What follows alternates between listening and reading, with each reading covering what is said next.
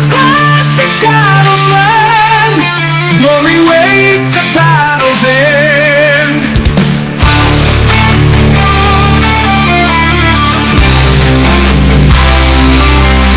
Ancient ruins witness lay, warriors meet at heaven's gate. Echoes of the past that scream, mystic staff for wonder stream. God's light star in darkened skies, victory will claim the prize. Rituals and power call, one will rise, the other fall.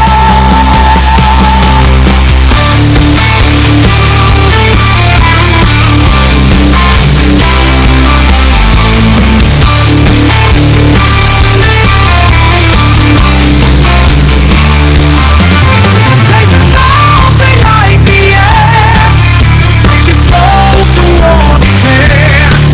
Steps of iron trembling still, heroes fight with iron will. Lost in ruins, battle drums, twisted paths where chaos comes. Crimson stains on sacred stones, power's hunger breaks the bones.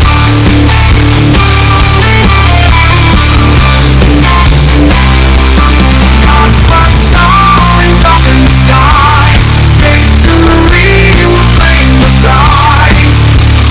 Rituals and power call, one will rise, the other fall.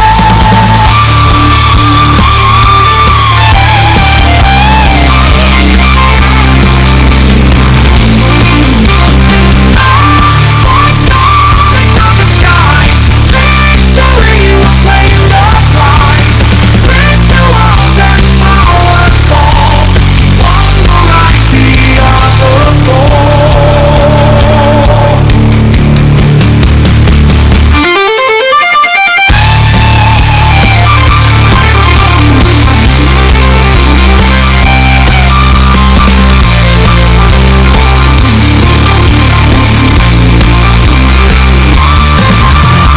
Legends now stay like the air, breathe the smoke on war declare. Steps of iron trembling still, heroes fight with iron will. Lost in ruins, battle drums, twisted paths where chaos comes. Crimson stains on sacred stones, power's hunger breaks the bones.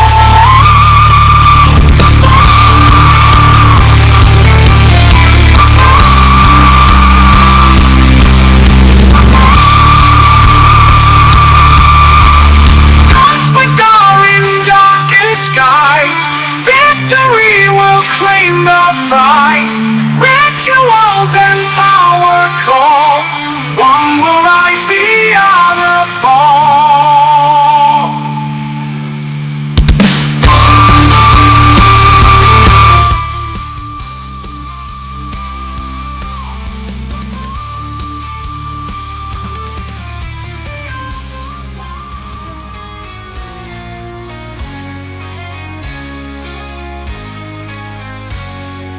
Rise of heroes in the night, phoenix flames burn so bright.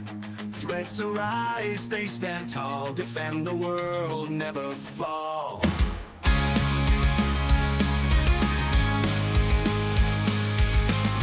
There are souls, they fight for free, no reward, no luxury.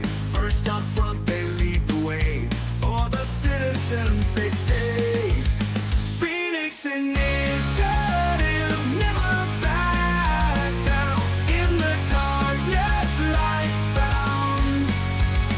Tireless warriors, shields of light. They are stronger with their fight.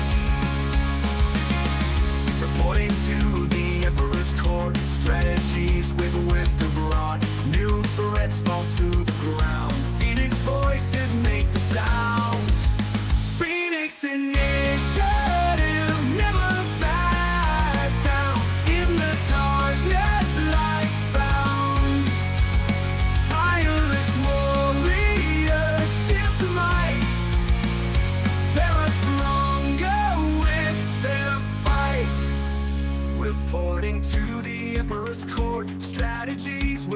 wisdom rot, new threats fall to the ground. Phoenix voices make the sound. Phoenix initiative, never back down. In the darkness, lights found. Fireless warriors, shields of light. They're stronger with their fight. Silent guardians stand so true. In their hearts of fire new. Recognition never sought. Still they give all they've got.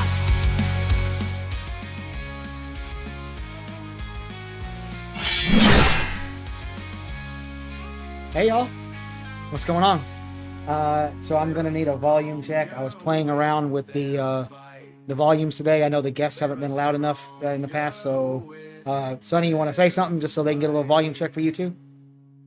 Hi, I'm Sonny from Lore Forged. I have a podcast about Ashes of Creation, and I'm on Zillen's show. Cheers. Did you just say you have a podcast called Ashes of Creation? Nope, I have a podcast about Ashes. I am not making Ashes of Creation. Okay, I can turn mine up a little bit there, make it a little better. Sonny's 50% louder than me. Okay. Once I get these dialed in, guys, we're not going to have all these audio issues. Well, that's what I was going for, Mr. Noobtastic. I wanted the guest to be heard, and then we can adjust my volume. But it was like people, when Burns was on, people were having to jack up their volume to 99% or whatever. It was terrible. Sonny is making a game about Ashes of Creation, is what I heard. Oh, you're making a game about Ashes of Creation. Right. Okay, interesting. I've decided, you know what, this one is taking too long. I'm not willing to wait the extra couple months for Alpha 2, so I'm done with this. I'm going to release my game before Alpha 2 comes out. Okay. It is going to be on playing cards. Penumbral says this is perfect now. So I'm looking over at what I got.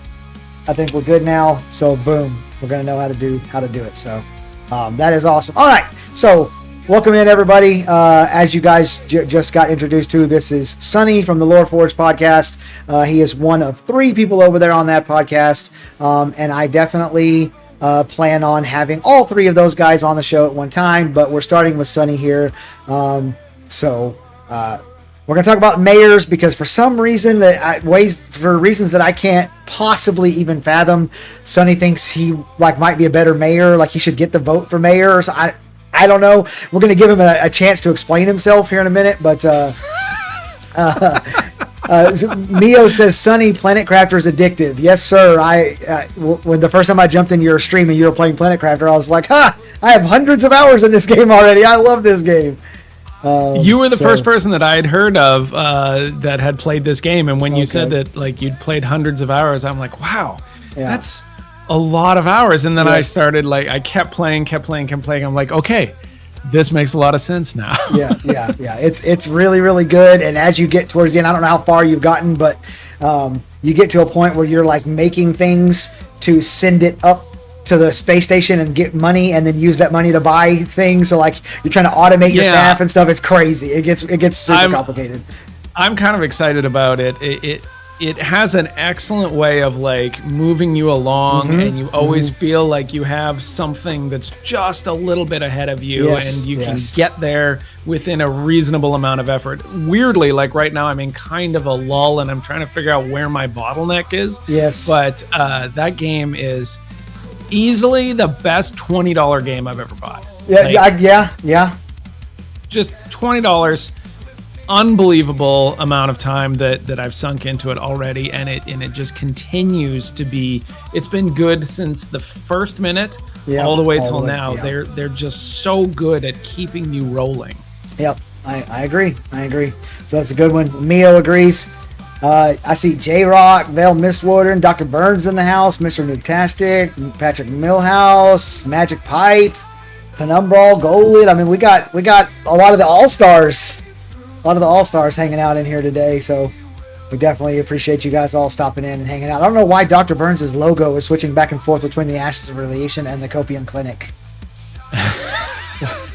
Oh, he's on. Oh, I see. He's currently going through a branding change, Yeah, so yeah. he needs to continue to remind people who he is. Yeah, That is, definitely. Yeah, he does.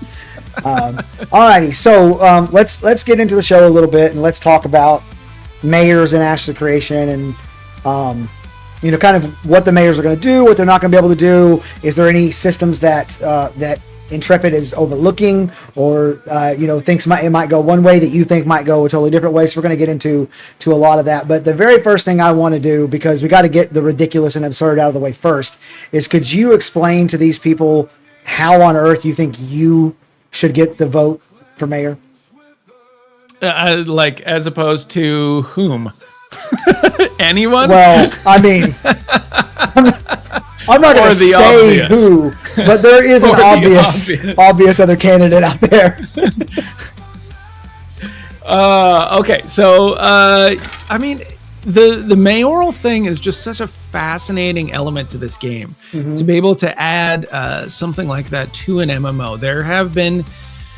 There have been games, and I know that New World had stuff like this with a governorship sort of system, and I've played games before.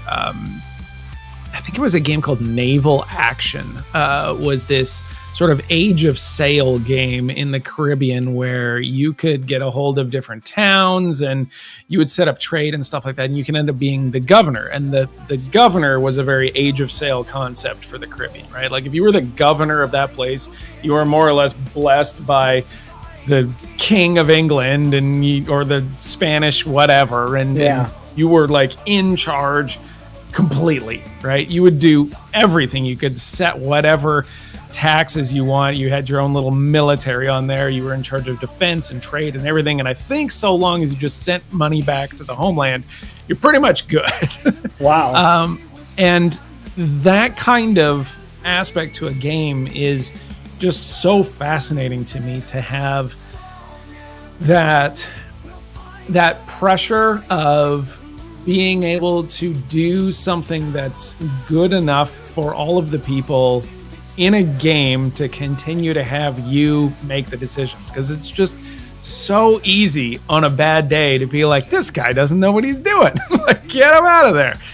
With no plan whatsoever for succession. Like, you just kick a person out and assume that whatever happens after that will be better than what you had. And then there's the whole guild thing, right? Like if a node just collapses because you don't have the support, or it gets sieged or something like that, you're out and somebody else is in. And so there could be a lot of turnover for this. The decisions could be hugely impactful to the map as to, what it looks like, what kind of things are going on. Are you going to have a black market? Are you not going to have a black market? Are you going to invest in defense? Are you going to invest in guns or butter, right? Like the guns or butter economic arguments and stuff like that. And it's another aspect of the game that very, very few people will be truly interested in doing. But if you have somebody that is really kind of invested in it, that it could be enormous for the growth and the success of the node. Okay. I'm going to respond to that in just a second, but I just wanted to say Mimble. That's a very first time chatter. Mims. So hey, says hey. So appreciate you stopping in. So I want to point out that, like a true politician, you sidestepped the question. You answered everything, but why you should be the mayor. You totally sidestepped the question, sir.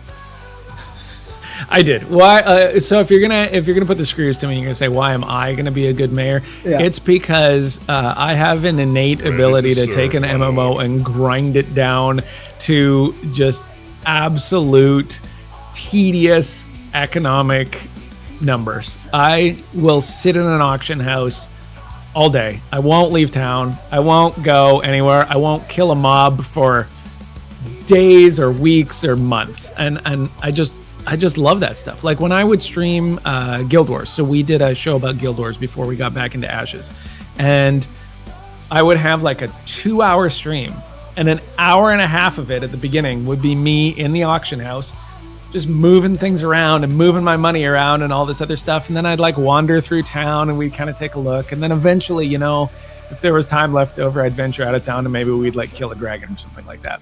But for the vast majority of it, I just love being in those towns. I just find such enjoyment out of moving the pieces around to see if I can get the most growth out of things. And one of the things that people don't appreciate, no, I can't even say that. Economics is a science, but it's like one of the softest sciences ever, because you can have legitimate disagreements between people that have spent their entire lives learning about economics. And you'll have people that just insist, like, no, if you do this, the numbers say it's going to do this. And the other person goes, no, if you do this, the people will react this way, and this is what will happen. And they'll just be at odds forever, their whole lives. Yeah. And so I think that kind of stuff is fascinating. I'm personally in the camp of the people. Like, I really try to make my decisions based on the way that I think masses of people will react, because individual people are unpredictable. They do weird things. They make decisions that you just can never expect because of whatever they ate that day. And like, they stubbed their toe on the way to their, Tesla or whatever it was. And you just can't predict that. But masses of people behave in sort of interesting flows. And so if you can base your strategy around that kind of stuff, then I find that that's something that I'm just a little bit better than the average person at. And I find that stuff fascinating. So yeah, if you're looking for somebody that's going to neckbeard a mayoral candidacy, that's going to get in there in the weeds and just never leave in order to try to make the town the best possible node for whatever resources we have, then yeah, that's going to be me. All right. So you heard it here, folks. Sonny should be mayor because he's better than you and he knows it. So Zillin for mayor is what I'm really saying. Real quick, Rogue, Ellie, and Mims, thank you for the follow. I appreciate all of you guys. Okay, so let's talk a little bit about becoming the mayor, because the last time we heard anything about it, there's 4 different node types. And there are 4 different ways to become the mayor. Yes. Okay, so in a scientific node, you will be voted, so it's straight democracy. In a economic node, you will buy the mayorship. Which is probably closest to the real life. Which this ain't that kind of show, but yeah, you're right. There is the religious node, which is the one I think we know the least about, because he basically just said it's going to have to do with like your status within the religion or something. I know, yeah. And so we're like, somebody could like quest their self into the mayorship? Is that okay? And then there is the military node, which is some sort of combat base. We don't know if it's going to be like a Fortnite Battle Royale style or a 1v1 tournament or teams. We don't really know. We just know it's going to be based on combat. So the military one, though, I think that we've had some updates on that it's not going to be like a battle royale, that it's like almost like a point system where you would compete with like a team of people and other people in like a series of things.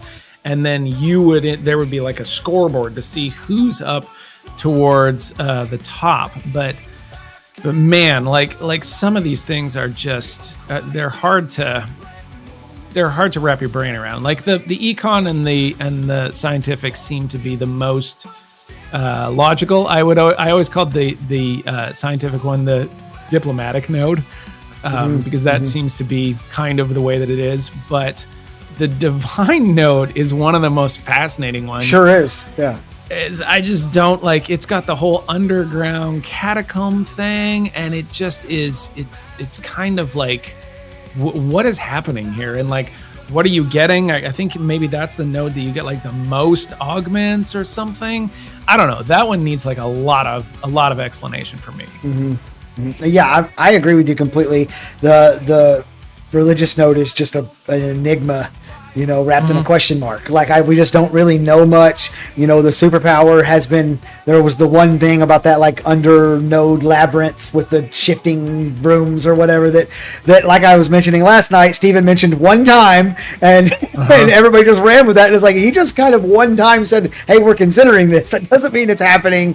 Stuff like that. So yeah, like basically a procedurally generated catacomb system is the big selling point for this thing. And man, that's like, I don't know what that looks like. I mean, that would be a game unto itself. And like on a side note, that does highlight one of the biggest issues that I have, is that when you have things that they introduce, like a procedurally generated catacomb dungeon thing with rotating loot tables and all this other stuff, that's a game. When you say things like open water combat, like maybe Sea of Thieves style and all this other, like, that's a game. Okay, so how are you putting these games inside of games?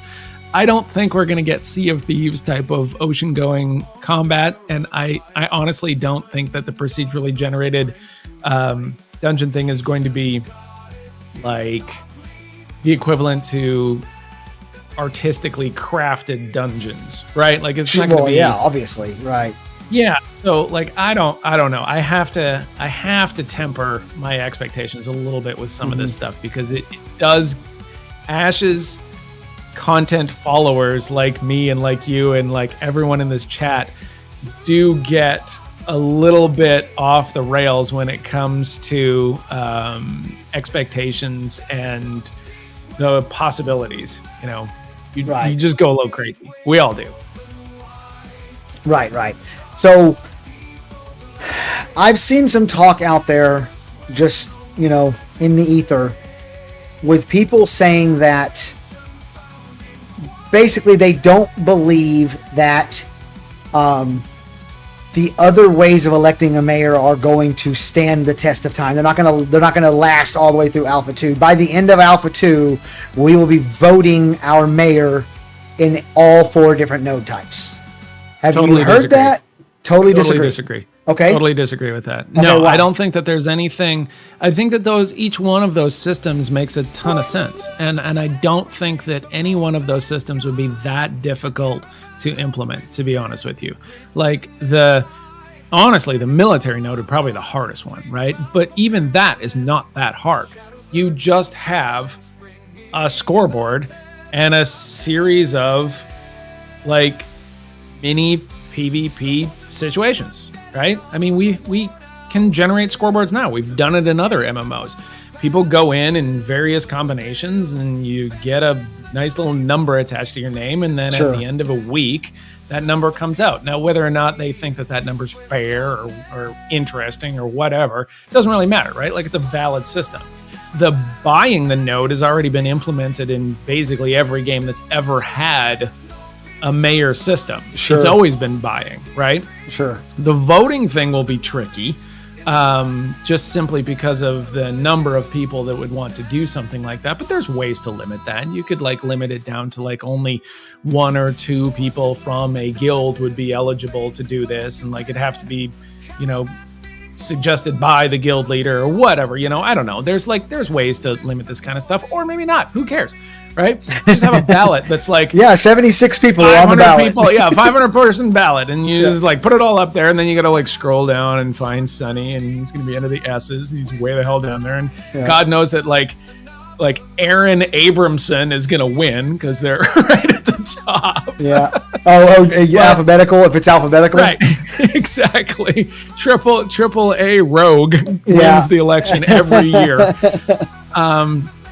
And then the other one is the other one's even easier, right? Like that's PvE favor for the divine node. Like if you just said like, okay, you run through these procedurally generated dungeons. If you complete it, you get X points. For every boss you kill, you get X points, and however many points you can gather in a week, guess what? You're mayor. Congrats. Do you want to be mayor? Click this box. Right. Right. So it's not hard. Like, I don't see any reason why you'd have to like go down to voting. If anything, like buying it would be the one you'd go down to. Just go straight to everybody buys it. So I think part of the argument people were trying to make, and I don't necessarily follow the logic that's going here, but I have seen this talk out there that it is more or less some kind of way of stopping the big guilds from dominating everything, which I don't necessarily think is really even possible. But like, if you have so on the combat one, they're like, Asmongold's going to be the mayor of his node because he's going to have 50 bodyguards that follow him around on the whatever the PvP challenge is. They're not going to let you kill him, so no matter what, he's going to have the most points, the least amount of deaths or whatever.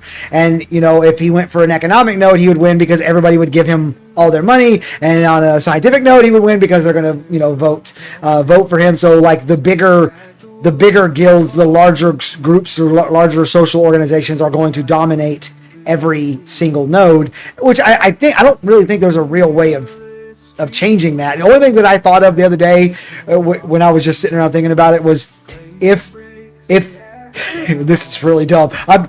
Clarify, this is dumb. It's just what I thought of. Okay, part of the guild level system where you get to either buy more expansion to your guild cap to your members.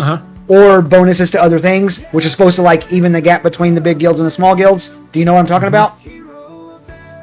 Yep. So what if like you could buy vote, like every guild member counts for 3 votes or 4 votes or 7 votes or something like that. Like, oh, you're saying weight it for a smaller guild. Yeah, but that guild is giving up the ability to be a bigger guild. They put their points into something else, so you can't have. And I was like, basically, well, that's like dumb, as your guild gets bigger, you have like a less impactful vote per person, right? Like it's weighted with a smaller guild. Yeah. Here's the thing, right? Like, I think that you have to. Honestly, as you're explaining this, I think that the PvP one is the one that Asmongold is least likely to win. Okay. Because I think that one really has the ability for other gamers to get together, and he's a massive target. Yeah, he is. Like huge target, right? So that one I think is the most difficult for him to win. The voting one will be the easiest for him. The money one will potentially be easy for him. The divine node one, who knows, right? Like, right. Who knows? It's just too much of a question mark. We don't know anything. But here's like a bigger concept to think about. Like, is that bad, right? Like in every election, it's functionally a popularity contest. Correct. That's how elections work in a modern democracy. Correct. It is quite literally a popularity contest. Now, it's not supposed to be a popularity contest based on like how good looking you are or something like that. It's supposed to be based on your views and how you're going to implement systems and all this other stuff. And I'm a better candidate because I'm going to do X, Y, and Z. But sometimes it just comes down to a popularity contest. Yeah. And so if you have a guy like Asmongold that is extremely popular, and he goes in and he says, I want to be mayor of this node. And he has like just a tidal wave of people behind him supporting him. Then why should he not be mayor of that node, right? Why should somebody who has, 10 friends, but has good ideas get to be mayor? Now, I'm not saying that person wouldn't make a better mayor. They probably would. But you don't just get to be mayor because you have good ideas. Like that's the problem with politics. Right. Like that's the system that we have decided on, once Rome started, putting these things in place, is that it just is this thing. It comes with the good and the bad, and you have the potential for things to spiral out of control with popular leaders that are, maybe have bad ideas. And I mean, God knows it took like all the way till the United States to try to fix that problem. Right. And we're not even that great at it. Right. So now we need to fix it again.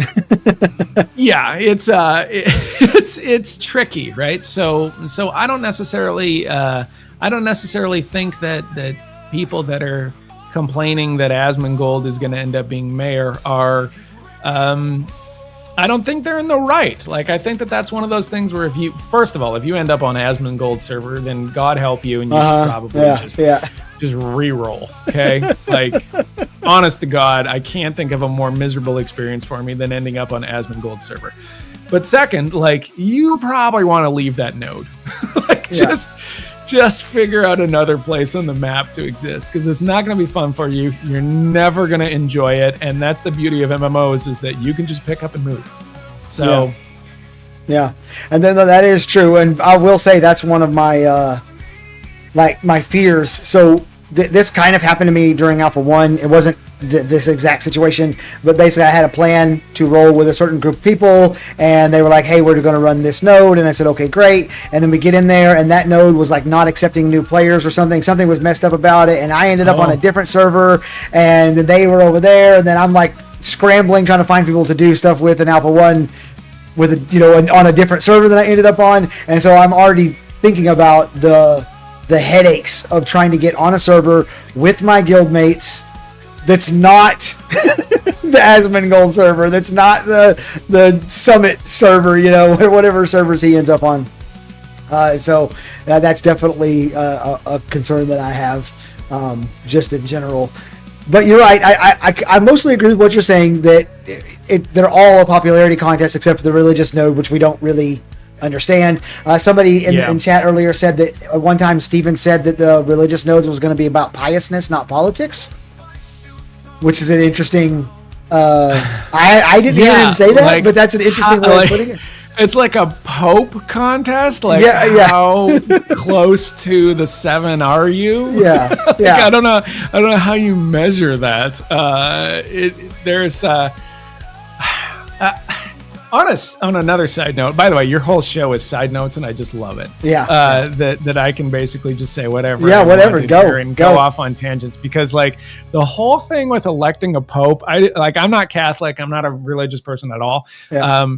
But when I found out and started doing a deeper dive in this whole pope selection thing, it is fascinating. Yeah. They do the secret thing, and then the smoke that comes out of the chimney when they have a new pope, and there's like people in town just watching this chimney. It's like, it's crazy. And so when they picked this last pope, and I started like watching this stuff, I'm like, this is 2019. Like, what kind of black magic is this? Yeah, it's crazy. I love it so much. it is crazy. I do remember. I want to say, I can't remember what year it was, but it's been a while back, and I was living with my dad at the time. I think I was in my early 30s, and I went in, and he was watching, and like the news channel was like focused on it, and like it was just literally just like a camera on that chimney, just waiting on the smoke. Chimney. And I'm like, what the hell is going on here?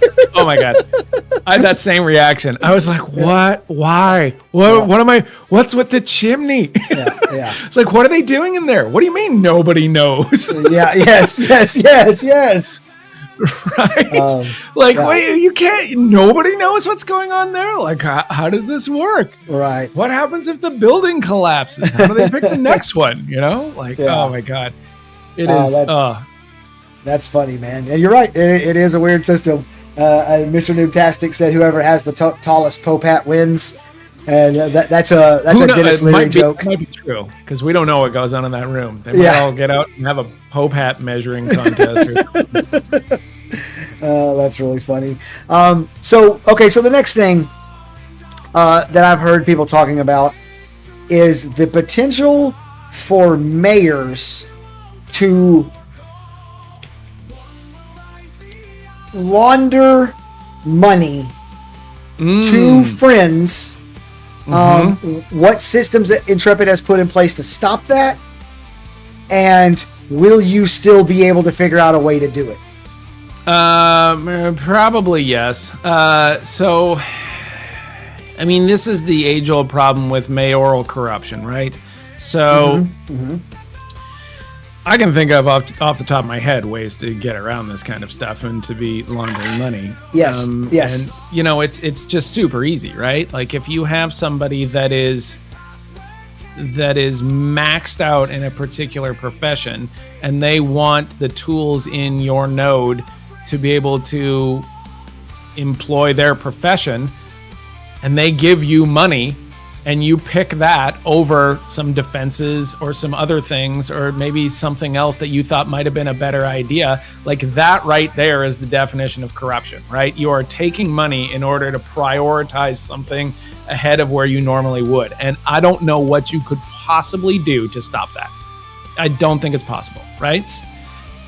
Oh, okay. Unless you have an idea. You got an idea? Well, I have ideas. So I'm a big believer in Thomas Sowell when he said there are no solutions, there are only trade-offs.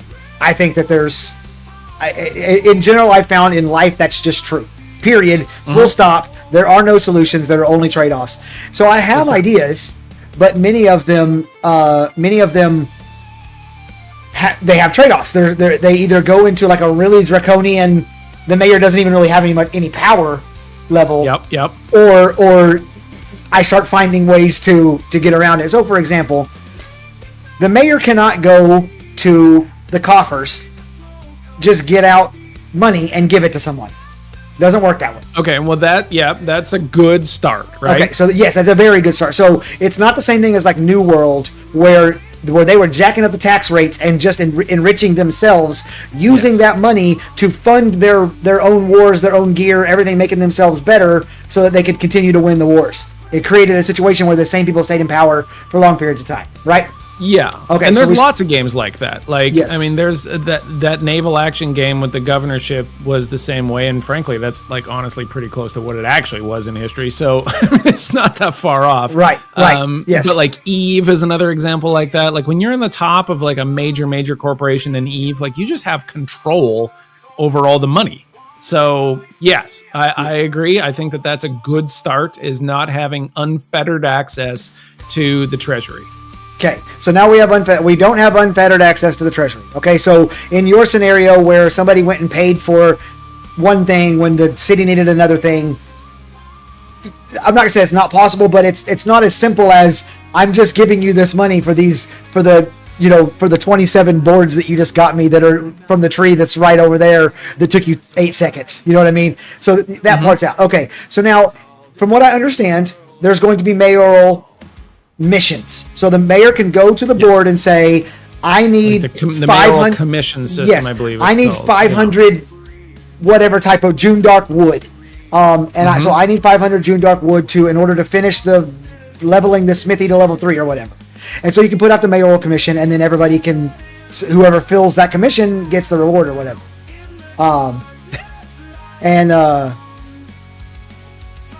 Well, I could just tell my guildmate tonight at 2 a.m. I'm going to put that commission in. You go to the June Dark now, get the wood, and be ready to turn it in when I turn in the thing. So then it's like, the only way I could think of was you have to make it where every time the mayor opens the mayoral board, he gets a random list of commissions he can put out. And that's the only way that I could think of to stop it. But then you've removed the mayoral agency, and now what the mayor is doing is not the same thing. So it's like, again, there are no solutions, only trade-offs. Yeah, the trade-off on there is like really destroying the position of the mayor, right? Yes. Yes, you can randomize that kind of thing, and yes, you can make it fair for everybody on that thing in the node. But again, I don't necessarily know if that's the goal. I don't necessarily know if making it fair for everyone in the node is truly the design of it, because you are running for mayor, usually through the support. I'm going to have to assume that anyone that actually gets a mayorship either is like a total PvP badass or has the support of like a guild, right? Just the most logical thing is that you're going to have the support of a guild. So that idea that you said, or my corruption idea of like having people basically pay me for priority on different things, you know, the hey, I'm about to open a commission on a blacksmith shop, and it's going to take 100 widget ingots that I'm going to need like immediately. So why don't you have those lined up by, I don't know, say 4:00 today? Right. That kind of stuff is, I think that will be rampant, but I don't think that that's the worst thing in the world. Now, the one of the ways that you can get over that is you just make those requirements bigger, right? And you just make them big enough that you really kind of functionally eliminate one person providing all of the stuff unless there's extreme circumstances, and then like everyone gets a chance to submit a few things here and there, and they all get a little more rich. But then like ultimately what's happening, the node is getting more rich, and the node that these people are citizens of, because you don't have to be in the guild to be a citizen of the guild or of the node. So the citizens of those nodes end up with a better node that they are now a citizen of. They get a better tax rate. Maybe tax rates are lower because I'm doing things like this. Maybe they have better defenses. They're not worried about their bagel shop getting knocked over every time like another roaming band of misfits come through. You know, like all of that stuff, there is benefits to all those people, even if they are not on the inside circle. And I realize as I'm saying this, I'm functionally arguing that there's nothing wrong with corruption, but like I'm just trying to say that even if you have some of these things, that it's not the end of the world for anyone else in the node. Yeah. So a couple of comments I want to get to. Penumbral says, or you can make it so that the resources, that you have to have resources that have been harvested after the commission is posted, and given Intrepid's data gathering capabilities and how much they've talked about what they can gather data, that may actually be possible. And Planendorf said it'd be funny if there was a review system for mayor's term coming up. Be like, please give 5 stars, smash that like button, and subscribe. Smash that like button and subscribe. Planendorf, that's amazing. That is absolutely amazing. I do want to break here real fast and just because we had a lot of new people coming in. If you guys don't know who this guy is Sonny. He is one of 3 members of the Lore Forged podcast and the Lore Forged YouTube channel.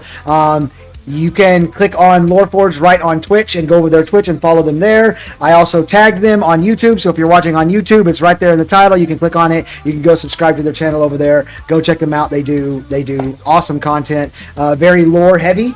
And I will say that the production values that they brought to the Ashes of Creation content creator scene made all of us have inferiority complexes. So if you're looking for production values, them boys got it. Okay, it's Burns and Lore Forged, and then everybody else is crap. Okay, so that's where we are.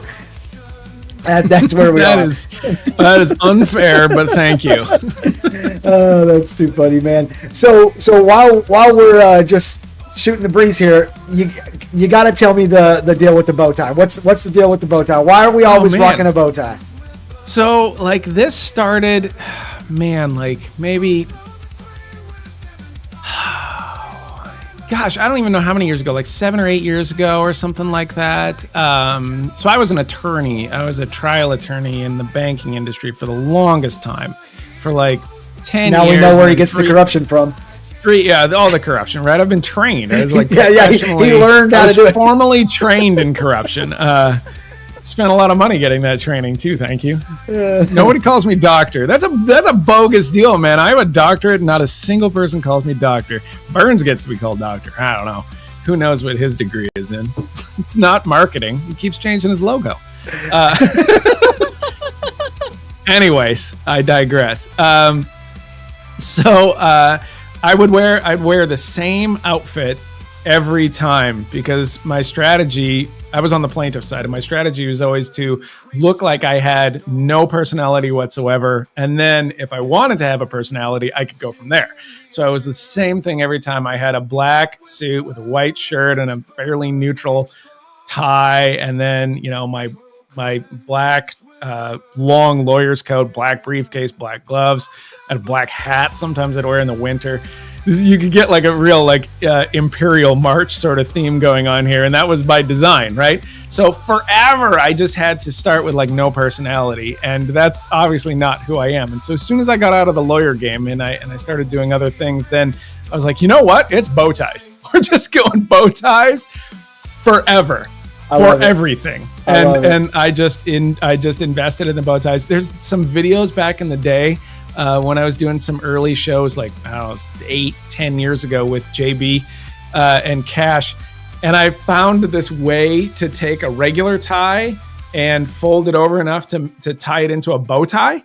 And I thought this was great.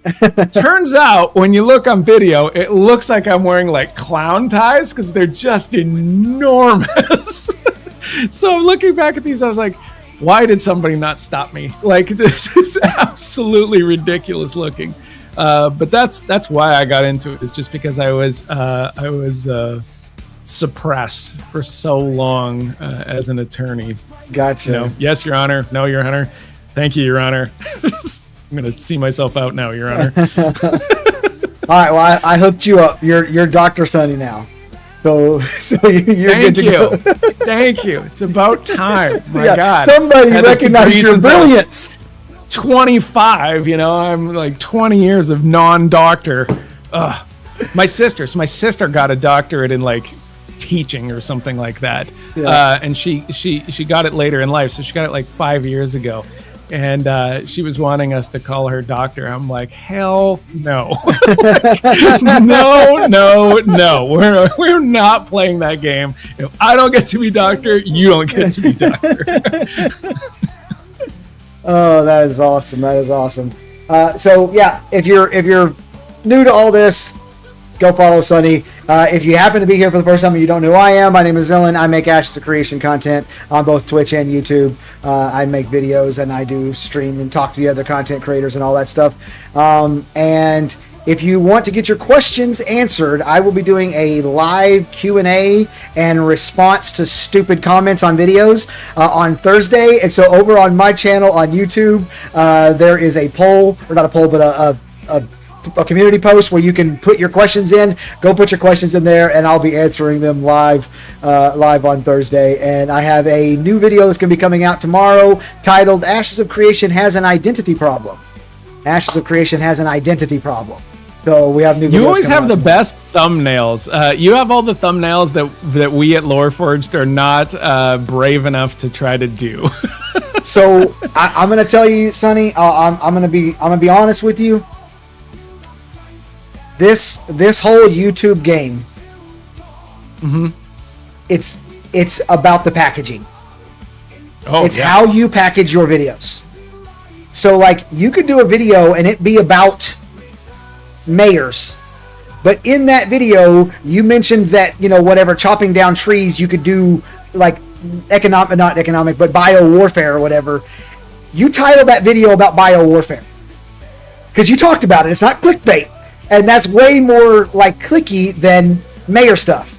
And I'll say this, the YouTube graveyard is filled to the brim with tens upon tens upon tens of billions of really good videos made by really talented people that nobody ever watched because those talented people stood on principle and said, I will never sensationalize, I will never clickbait, which I mean, most people don't even know what clickbait is anymore, but whatever. So if I were y'all, I'm not saying you gotta like go full on, but I would try to win the click. You got to win the click. It is something that we've had a lot of conversations about internally, and how we package these things and how the show is presented, and at the end of the day, I mean, there is something to be said about like lore is a small portion of the MMO audience. Correct. And so we just have catered to a smaller subset within the community. And that's something that we just have to live with because that's who we are. The thumbnail game is definitely a tricky wicket, a sticky wicket. Is that what they say? Yeah, a sticky wicket. Yeah, a sticky wicket. And I just am kind of willing to die on that hill because we've had enough success without it that I don't feel like we need to do it. I think that I think that we couldn't be happier with where we are sitting as far as a show at this point in time. Okay. We've had a lot of success in the short period of time that we've been doing this, and we've been having a great time doing it. JB and Cash would tell you that they did a show without me, actually.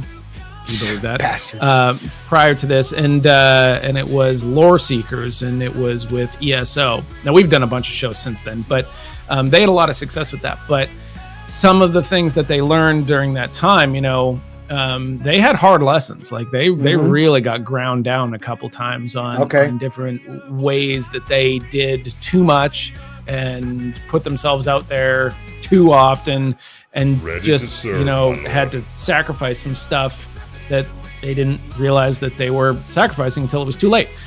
And those lessons, have really carried on to now. And while we're doing this project, we're looking at different things into the future and how we're lining things up and where we're investing. When people subscribe to our Twitch, we're able to take some of that money and, well, frankly, take all of that money and then just maneuver it in different things to try to line up our future goals. And no, we are not as popular as some of the videos. Like when you or when Burns or when Vladis or somebody like that comes out with a new video that's like right on point with what's hot and happening right there. Like the numbers just show that those are very successful videos. And if JB or Cash does something like here's a very good example. Cash does the Varen Chef videos. Okay. Cash has always wanted to do a cooking show. He is actually a pretty tremendous cook. Nice. He has these recipes. He curates them. His wife calligraphies out the menus and tapes them into this leather-bound book. He's wearing all of the stuff. The videos are off the charts good, and nobody watches them. Right. It's just like percentage-wise, nobody. Sure. Right? I mean, we still get plenty of people that watch these things, but they are some of the least watched videos. And sometimes he can get like a little bit, bummed about that. And I just have to remind him, it's like, look, man, at the end of the day, you made the video that you wanted to make. Our show is doing fine. We will be fine. We're getting access to the places we want to get access to, and we are in with the people we want to be in with, like you and the Golden Feather Tavern and like everyone. We all know each other, right? Like we're all getting seen out there on each other's shows. So you just gotta love the journey a little bit. And so that's kind of one of the things that, especially with this project, we've really tried to embrace. Like I'm having a hell of a lot of fun with the Sunny for Mayor videos. I have a new one coming out on the 4th of July. Nice. And they are they're becoming more and more ridiculous. I have multiple characters of Sunny now. I'm I'm Sunny, and then I'm gonna have a Sunny in the game, and then I have this Sunny for Mayor that's like a totally different person, and he's just becoming like Homer Simpson, and he's just getting dumber and dumber, and it's so ridiculous. But there's no real reason to watch something like that, and entertainment. It's just fun, and I just love making them, and so I'm just going to keep making them. And I think that that's one of those things that, with this project especially, because we've been working together for well over a decade, that it allows us to relax a little bit on some of that stuff. Like we wouldn't have made those decisions 8 years ago. 8 years ago, 100%, we'd just be like, what are we doing wrong? What do we need to do? How can we do this stuff? And now we're much more chill on the whole thing, and it works for us. Sure. So that's just kind of been our attitude towards it. Abraham is over here turning tank into an acronym. T is for the way you taunt off me. A is for the aggro you keep off me. N is for the neckbeards you keep off me. K is for the way you keep me alive. So, my God, that tank argument is legit, right? People have strong opinions on this. We do. Yeah. It's wild. Tank is a role name. It's not a class name.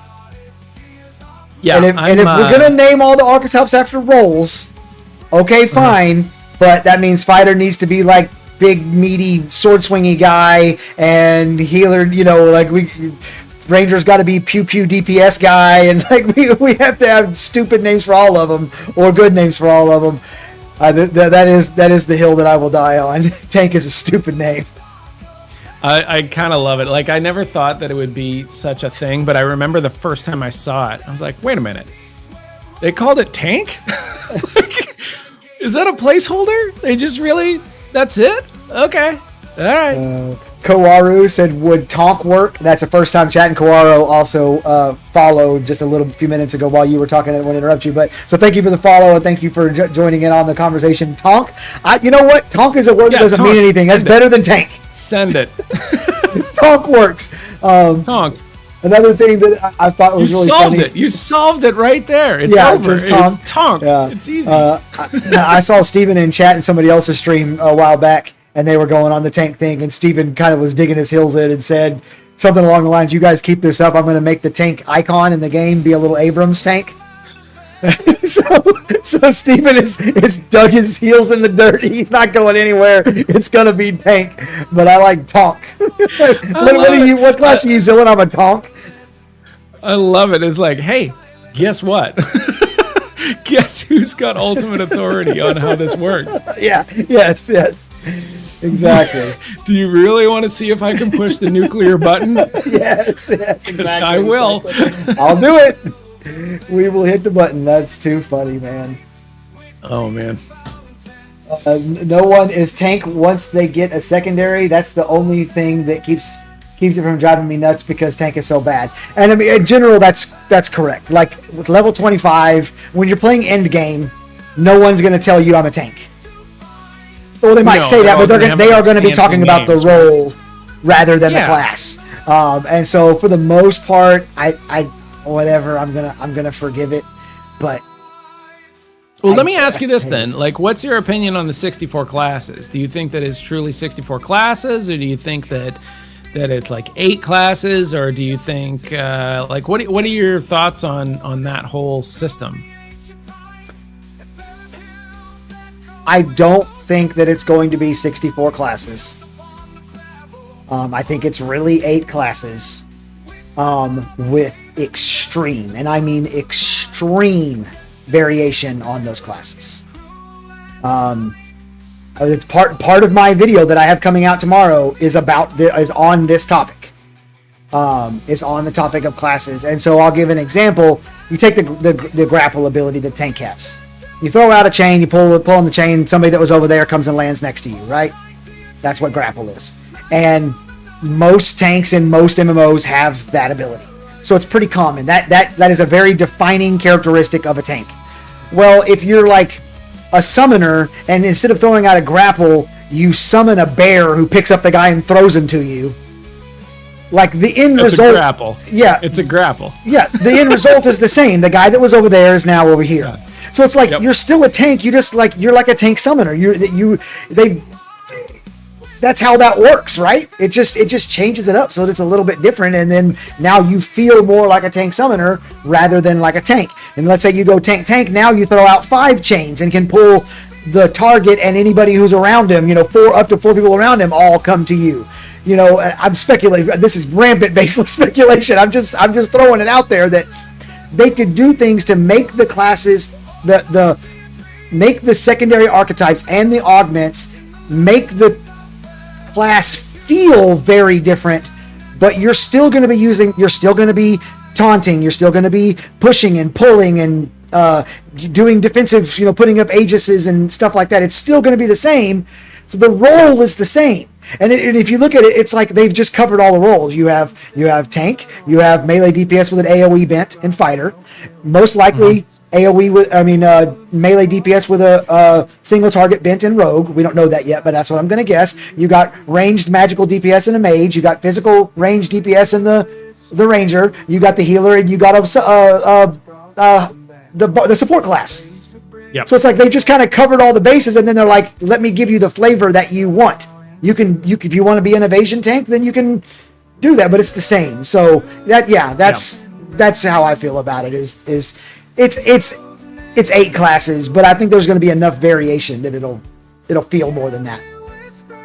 Yeah, I'm a subscriber to the 8 class theory, and I've kind of said that since the start. This is an 8 class game, right? And everything else is a lot of extra bonus stuff to make those 8 classes feel unique and flavorful, which is awesome because that's exactly what you want, right? And there's nothing really wrong with having 8 classes. You just need to have that balance, and that balance is one of the most important things in an MMO. Now, how you're going to balance is another thing. You're not going to balance it 1v1. You're going to balance it for group content or for group fights or whatever. However you decide you want to balance it, it's a hell of a lot easier to balance it off of 8 than it is off of 64. So Sure. the extra stuff and the augments and the secondaries and all that other stuff is great. I love the names. Names are easily the best part of that. But Yeah. like it's an 8 class game, and I'm fine with that. Right. Yeah, for the most part, I'm fine with that. Here's my one caveat to that, and we talked about this on stream a while back. I don't remember who I was having the conversation with, but and this, you know what? This is a great question. If somebody wants to put this into their question for the live stream and maybe get it answered, have they kind of pigeonholed themselves into only having 64 classes by doing this system? Because if you introduce a new archetype, you have to introduce 17 new classes. Wait a second. I'm trying to do the math in my head. Well, let's say you do a druid. Let's say you do druid. Okay. You would have to have druid, fighter, druid, tank, druid, blah, blah, blah. And you'd also have to have tank, druid, fighter, And druid. you have to have the other opposite end yes, of it, right? Yes, so it's 17 new classes. So have they pigeonholed themselves into, they can have expand, like SWTOR did this. You need 18 because you need druid. You need You're all. right. You're right. It's 18. No, you're absolutely need right. all of it. But so SWTOR did this. The way that they developed their system, now it wasn't the class system, it was the story system, but they could not have a new class because a new class would have to have a new class story, and then that's hundreds of hours of all that stuff. And so they've had expansion after expansion after expansion, and no new classes in SWTOR, and I think that's one of the things that really hurt it. So, oh man, you could have a best-selling series of novels on the things that hurt SWTOR. that's a whole other conversation for sure. That's I'm just saying, too long a podcast to have here, but you're not wrong. Like that is a very good point that you can't add a class to SWTOR without adding 4 companions, dialogue for all of those relationships, ongoing individual quests. Like it is an enormous undertaking to do that. It's not just as simple as saying, hey, we want to add this and here's some abilities and some skills and stuff, because people are going to pick that up and what do you get? Do you just automatically go to max level, or do you get to experience the game from the start? Right. I mean, they've in every other game, I'm thinking like Warcraft when they added Pandaria, right? They did give you the option pretty much of just starting there, right? Which was nice, that you didn't have to go through the BS of like Elwyn Forest as a panda and then like go all the way until you finally get to Panda Land and get to do panda stuff. But it wasn't nearly as complicated as SWTOR. So yeah, I think that it's a lot for Ashes to add another one, but I don't think it's impossible. SWTOR level impossible. I think that it would be. I think SWTOR is going to do it. I don't know if they're actually going to pull it off. I don't know if you've been following the game in the last couple of years. Absolutely not. Okay, so they added tragic. Yeah, it's tragic because like I am a huge Star Wars fan. Yes, same. And I have just completely written that game off, which is really unfortunate. Okay, so when you create a character in Star Wars now, you're creating a brand new character. You can choose. They separated the story from the class, so you can be a Jedi Knight and do the Jedi Consular story as a Jedi Knight. You can't. Can you do the smuggler story as a Jedi Knight? No. If you use guns, you can do guns. If you do lightsabers, you can do lightsabers. But that now creates a situation where they could introduce a new class, and you play that class, and you play an old story you could play the Jedi Knight story through. So I think that the reason they did that is so that they can add a class down the line. But that's not really the point. We're not here to talk about SWTOR. That's a dead game anyways. So the next thing I wanted to ask you about was campaigning. Oh. Can you describe to me what your thoughts are on how mayoral campaigns are going to be run in Ashes of Creation, specifically in the scientific node, because that's where you're going to have to campaign for votes? Yeah, so you're right? Like you have to, the first question with any of these mayoral things is what node are you in? Because you can campaign in an economic node. Everybody give me your money so I can buy the mayorship. Everybody just give me your money, right? And again, maybe the closest to real life. Like what do politicians do? They are functionally fundraisers. Right. So, I mean, it is not out of the realm of possibility to have that sort of thing. The military one, it's a little trickier, and then the divine one we know nothing about. Right. So, I think that the scientific node really does introduce some interesting concepts for the possibility of campaigns. But I don't think that you can effectively answer this question until you understand what the restrictions are. Like, is this something where a mayoral race, like let's say it's a node siege, okay? So the node siege is coming, all right? We know the node siege is coming for a period of time. Everyone gets together. The mayor starts to like throw money around trying to get the defenses up. There's commissions going back and forth. People are, getting ready for the big node siege battle. There's all of this stuff. Then when the node gets sieged and falls, what happens after that? Like, we don't know anything about that. Mm-hmm. What does that look like? Is it just an immediate sort of collapse? Is there a transition time where like Rome is burning and you have like hours to get out? Do you have days to shut down your business? Or do you just like wake up in a tent, right? Like there's just so many questions involved in something like that. And then the next question is like, okay, who's mayor? Right? Like, do you have this lame duck period where there is no mayor for a period of time while an election has to take place? How long is that election? Like, what does that kind of stuff look like? If it is really compacted type of cycles, like the node falls, and I'm just going to use this as an example. I have no idea if this is true. The node falls within an hour. All the buildings are cleared out. It drops a level. Do we know if the node drops a level if it gets sieged? I feel like there's some sort of penalty like that built into it. We don't really know. Well, wait.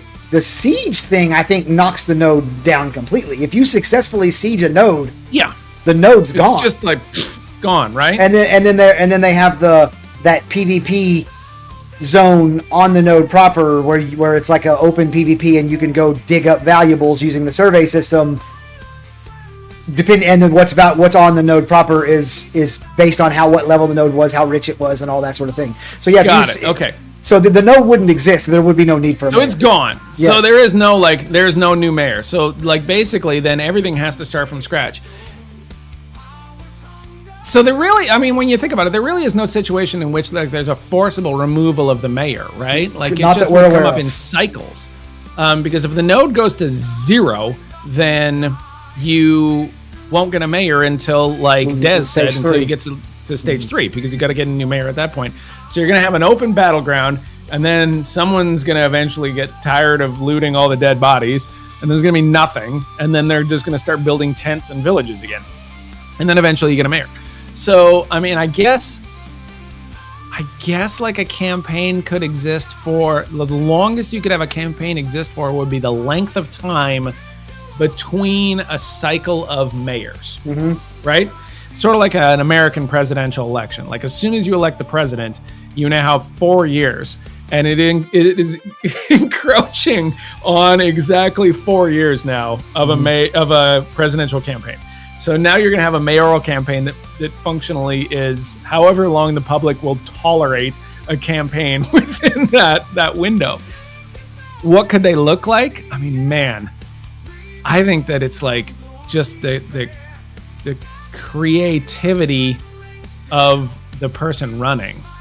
I think that you could see wild stuff out of something like this. Like the Sunny for Mayor thing is obviously, mostly shtick, but it's fun.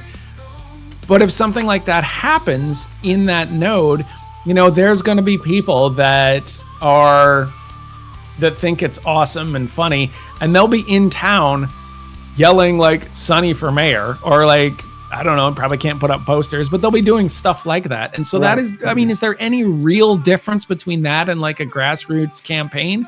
Probably not. It's just word of mouth. And then people are going to be like, what? And then we're like, check out this YouTube link.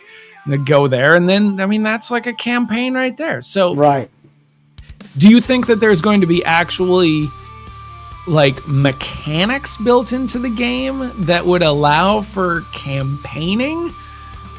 That's a great question. I believe his overall enthusiasm said earlier, what if you could leave a flyer on the node, and the flyer basically be a link to a YouTube video?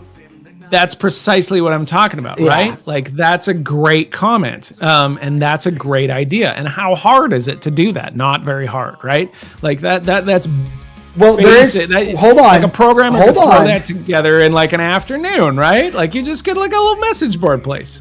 But the thing is, for something like that, you would have to have somebody that's verifying the videos.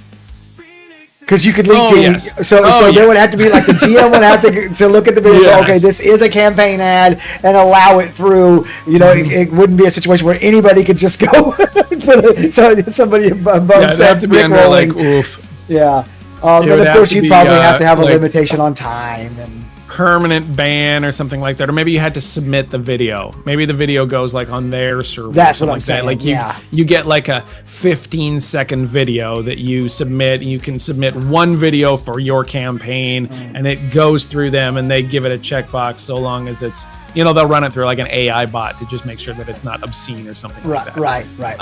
And then you get through. But so like you said, trade-offs, right? Yes. There's no decisions, just trade-offs. Solutions. There's no solutions, just trade-offs. But like stuff like that, you could do. Right? Yeah. You could do that kind of stuff. Yeah. And that would be just, again, and I've said this before. I know you've heard me say this on my stream. If you give the players the tools, they're gonna make their own fun. Yes. And that's really could not be emphasized more in this whole idea of the mayoral thing, is that if you give the players the tools, they're going to make their own fun. You will have people that absolutely run with this 100 times more than anything that I'm doing. And they will make a big thing, and they will show how effective they are at Mayor. They'll have charts up there, and go to my Mayor website. Who knows? Maybe this thing is maybe it's such a big deal to be a mayor, just like we think it's going to be such a big deal to have a freehold, that it legitimately becomes a thing where you have multiple people that have built websites that are showing what they would do and how they would do it to try to become mayor. There's no reason you couldn't have something like that. Right. It's just kind of endless, the possibilities. Bonergies, I don't even know how you say that word. Just gifted 2 subs, man. I appreciate it. Thank you. Thank you so much. I'll let you take that one. Boner geese. He said Bonergies. I got it right the first time. Dang, I'm good. I'm good. Bonergies. Yeah. No, so that's fantastic. So you mentioned a lot of things that were kind of around the edges of where I'm trying to get to here. So what do you think of the possibility? So I'm going to give you a like an image that's seared into my head from Alpha 1. Were you in the Alpha 1? I was not in the Alpha 1. Okay. So, we had a few nodes that were level 3, and they even had mayoral votes, but it wasn't working correctly. And there was a fountain in the middle of the town. Right in the middle, right in front of the mayoral building, literally right in the middle of town was a big fountain. And I can't remember who, I want to say it was Iskaruth. If you know who Iscaruth is, he's a member of Suspect. He has a YouTube channel where he does. I know this name. Yes. Yeah, I've like heard he of has. this person, It's yes. like last week's news today or something like that. And he's going to be like a reporter, and he's standing up on the fountain, like broadcasting his he was campaigning for mayor while standing on the Yes, you will see that. So That is 100% accurate. Is that going to happen? That's the question.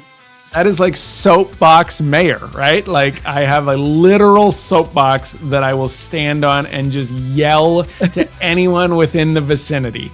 It's going to be like those old school days with Warcraft when you're trying to like hawk alchemy skills and you just yell out like your price list. Yes. Yeah. I don't know if you could call those the good old days, but like, they're the old days. Yes, those were old days. I don't doubt whatsoever that will be a thing. I think that's perfect. But they did in the chat. They did bring up an interesting point that Des brought this up. He says campaigning would only matter for science, so currently lowest numerical node having this would be cool. So it's a good point, right? Like if you're going to implement systems in the game, are you really going to spend your time implementing it for only one node type? Because this is the only node type that would really have that thing. I think the answer for me would be yes, because the different node types have their own flavors, and those flavors are catered, and there are unique things in all of these things. So why not, in the scientific node, as a part of the democratic process, add a couple more things in there to just make it even more democratic, to make it more fun for that kind of situation. Right. I think that they're like for example, in the economic node, you could have drop boxes around town, and maybe as the person is running for mayor, they have to make deposits to stay in the running. Okay, so like as they're going, they're making contributions to see how they go in the process. And then this is a great idea. I just came up with a great idea. Sonny for mayor, here's the great idea. Okay, you start out the process. The process is a 2-week process, and every 3 days you are able to deposit money as part of your mayoral campaign. And the top 10 people in the deposit running get their name in order on a drop box everywhere in town. There's multiple drop boxes in town. Okay, so those people have money in there and they're ranked in there. And then the public can vote with their dollars who they want to be mayor by putting money in that drop box, which goes right to their campaign. Now, the obvious question is, why would I bother doing that? I'll just wait until the end. Well, if you wait until the end, you never get that public donation money that comes through. So if you're at the top of the public donation thing, you're getting more money from the public that you otherwise wouldn't get. And so you continue to do this thing. And if the goal is for an economic node to be a money sink for the mayoral process, because that money just basically goes gone, right? Like just goes right back into the game. Then this would be a great way to get money from everyone in that node as opposed to just some people. Sonny for mayor. Yeah, that's Sonny for mayor. That's Ellen for mayor. That's Ellen for mayor. Exactly right. Yeah, so that's pretty interesting. I'm liking where we're going with this. So in that vein, so we're gonna stick with this idea of campaigning for mayor. I have been saying for a while now that I think that there is room for a lot of different types of YouTube channels covering Ashes of Creation. You're going to have the people making the build guides and the tutorials. You're going to have people covering the political drama. You're going to have, there's that stock market system with the nodes. So you're going to have people that are going to be able to do like stock market, like that'd be their whole channel is just covering the stock. That. Yeah, I see exactly. So given that, and given the whole campaigning thing that we got going on, what do you think about the idea, or do you think that there will be like literal news channels where like you would get brought on to almost like Fox News or CNN bringing on a presidential campaign to like talk about it, or even bringing on like a surrogate. Like I could send on somebody who can be on your show in my stead and like sing my praises or whatever. Like, is that something that's going to happen? Do you think? I think that so it would be hard because the technical demands for the viewer would want something high quality, right? Yes. But if you could pull that off, if you could do this, so on a Twitch stream, I used to do this for fun in Guild Wars. I made a background that looked like one of those every political channel ever, Sure. right? Like CNN, Fox News, all that stuff. They have the same sort of thing. They have the multicolored thing in the corner that says like news and blah, blah, blah. And then they have the running ticker Chiron of news. Yeah. And so I figured out how to make a running ticker of stuff. Yeah. And so I would just put like ridiculous headlines from inside, the world of Guild Wars 2. And I just had them running along the bottom. I'd switch them up every now and then when something funny would happen, and I'd like type this thing in there, and then it would just run along the bottom, and it looked like a news channel.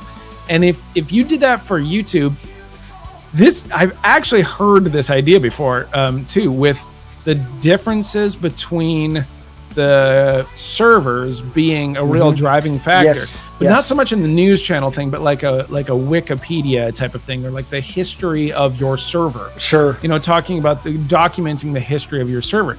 But if you spun that on its head and you said that the YouTube channel is simply going to be like documenting the history of the server as though we were a news channel, then like you could for sure bring on people that were running for mayor for a certain note. And think about like the advantage that you would have if you were somebody that was capable and had the technology, like the camera and the microphone, to be able to go onto that thing and have something, versus somebody that was not able to. Like that person you'd never have that person be mayor again. Like it would just be an arms race of people competing on this particular server. Like being the mayor on that server with that YouTube channel would just be a legendary sort of thing. Right.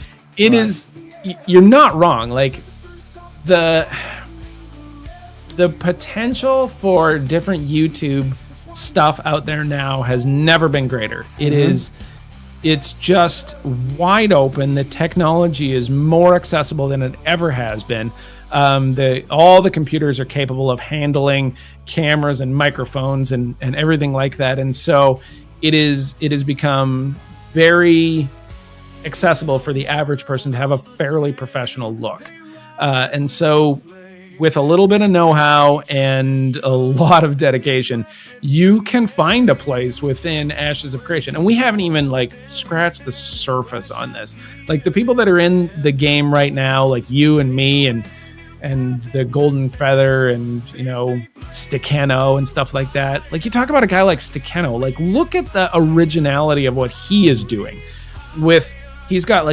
he's releasing albums of music that are based in Ashes of Creation and getting other people to voice characters inside of them. Like that is like next level creative. It is. And let me interrupt you for just 1 second. Next Monday night, Stikeno will be on the show. Attaboy. Because his album his new thing just dropped, and it's freaking amazing, right? And so you have this kind of stuff, and we're not even close to the hotness that this thing is going to get when we get to release. Like once we hit Alpha 2, and Alpha 2 is no NDA, then you're going to have YouTube channels pop up out of nowhere. Yes. Now, you see one pop up every like 2 weeks or so, and you're like, oh, they look like they might stick around for a little bit.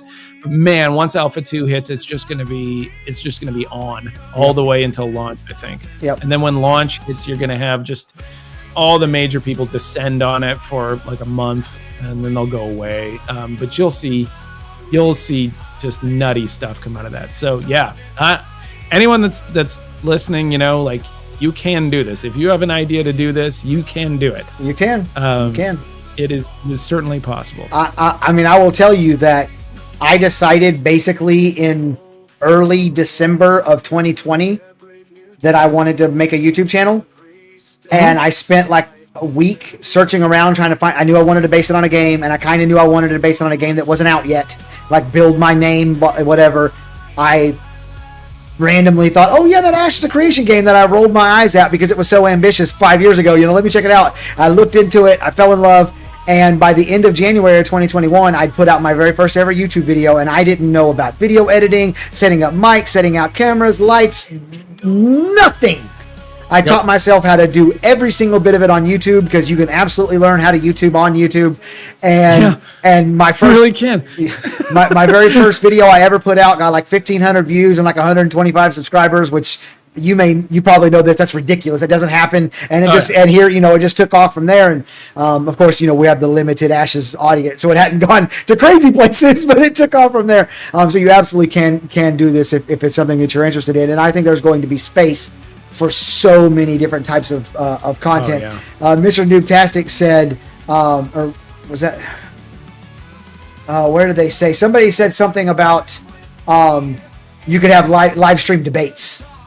I don't remember who said that. Yes. And I'm just thinking, yes. And then you'd have channels with people. If the Golden Feather Tavern can stream for 6 hours with a guild summit, then you could definitely hold a mayoral debate stream. Yes, and then you'll have channels where people will be like, oh my God, Zillin is so anti-Sunny. He's going to interrupt him every time. Zillin's a terrible moderator. You'll have all of that.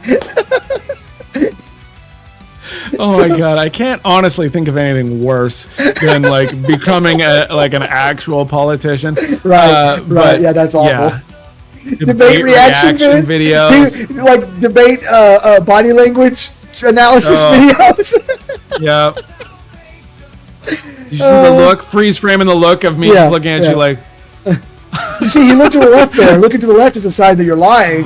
Oh God! No. He's looking up. He's making things up. All that stuff. Like I was just saying this the other day. I was on, I think I was on Vladis's show, and I was talking, and you might be able to see it. I don't know if you can see it from here. Yeah, like right down. No, I gotta go this way. That is a Blue Yeti, right there. Okay. Yep. That's the microphone that I got to start podcasting. Like well over a decade ago, I had listened to a show when I was an attorney in my late 20s. So this would have been like in the 2007-ish, 2006, 2007. I listened to a Warcraft podcast called Taverncast. And it was just people, and they pumped in sound to make it sound like they were in a tavern. And they said they were at the Thunder Brew Distillery outside of Ironforge. And they had a show about Warcraft. And I'm like, this is the best. This is everything. And I had worked in radio. I used to be one of my jobs in college, I was a classic rock radio DJ from midnight to 6 a.m.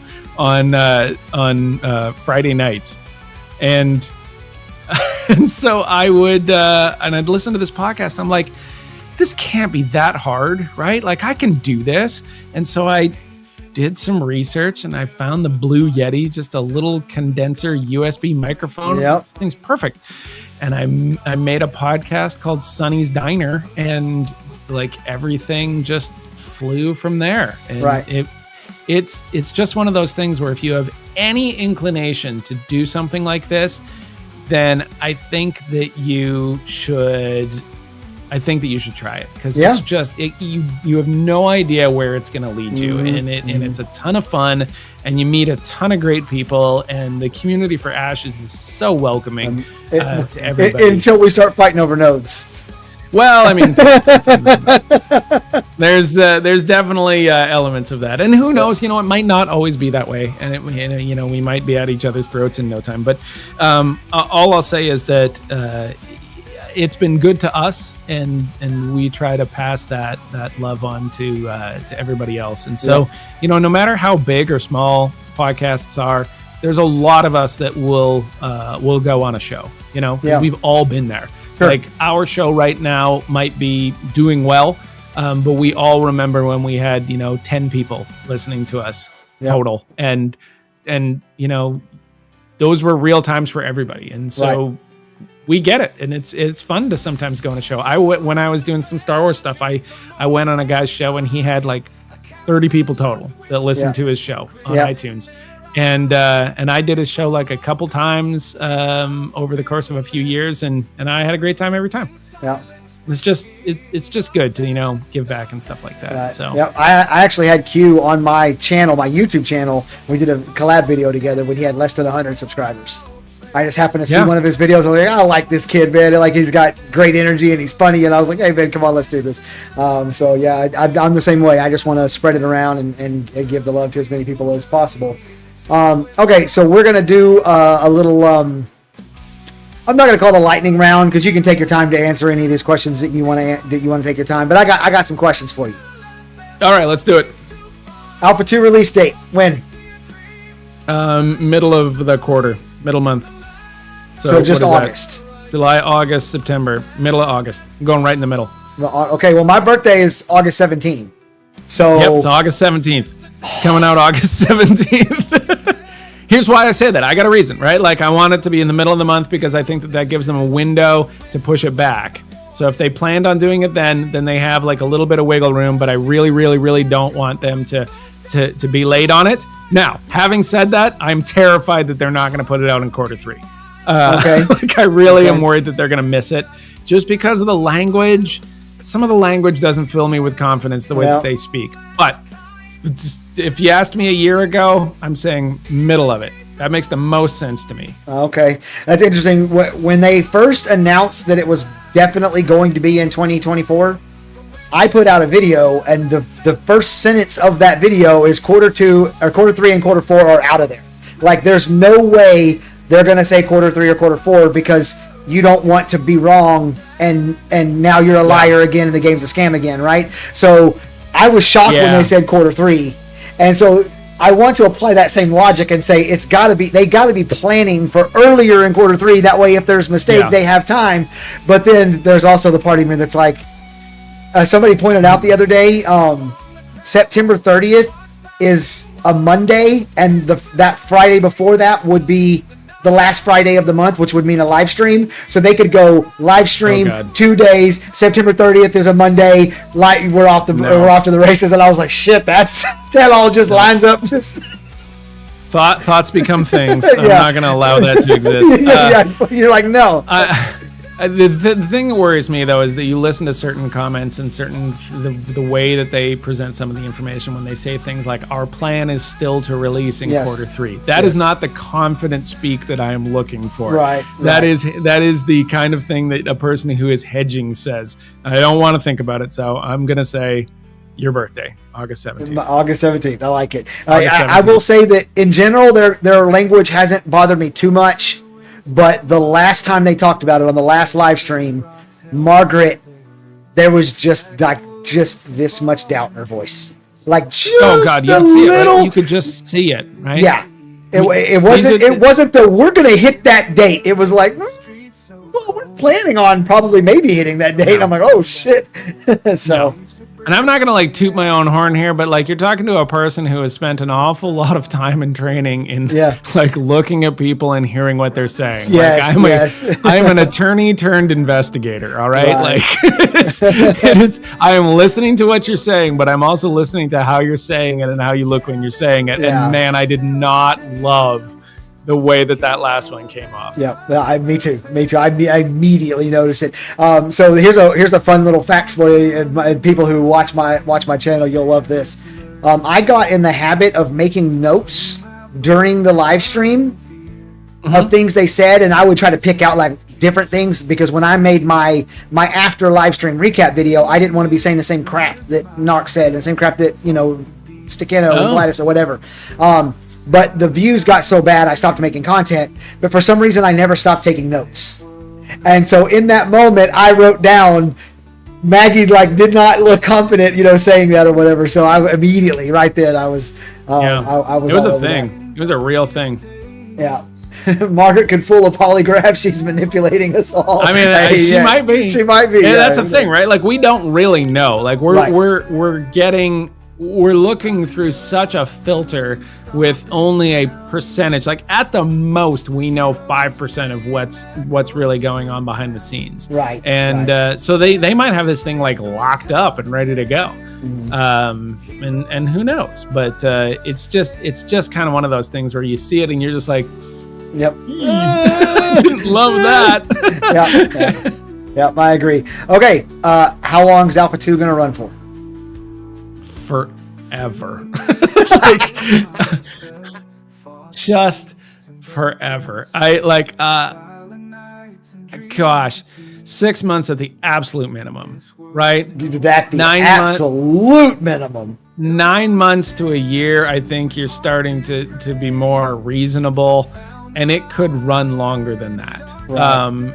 So I did this on Burns's show when we were doing the bespoke stuff, and I wrote it down. I ended up doing all the math on because the betas are pretty short, right? Like when you get into that last beta, it's like 2 weeks. Yeah, he said the beta 1 and 2 would last 3 months total. Yeah, like they're just cranked right in there. But when you start to do the math on how long, you're into 2027 basically on almost any reasonable timeline. I just think that the alpha is going to go forever. I think 9 to a year is probably where I would guess. That's interesting that you say that's forever, because to me I feel like that's forever. To me that's like almost foregone conclusion, unless they have, and I said this last night, if the content is done, the quests are done, the story arcs are in, the dungeons are done, all that stuff in the background is done, and it's literally just putting in the classes and the augments and stuff like that, then I could see maybe a year. But if that's not the case, if they still have content to add, and I don't know if you remember a year and a half ago when Steven did that AMA and they asked him what was taking Alpha 2 so long, he said content. Straight up, he said content is what's taking a long time. They don't have the other zones done, and they don't have stuff like that where they don't have any of the quest lines built into entire areas of the world. Yeah. If they haven't, if there's entire hemispheres that they haven't really touched yet, then it's going to be a long time. Right. Long time. A year is going to be nothing. Right. And I'll tell you, at the end of Alpha 1, if you had told me it was going to be 3 years to Alpha 2, I would have told you were fucking crazy. Crazy. Yeah.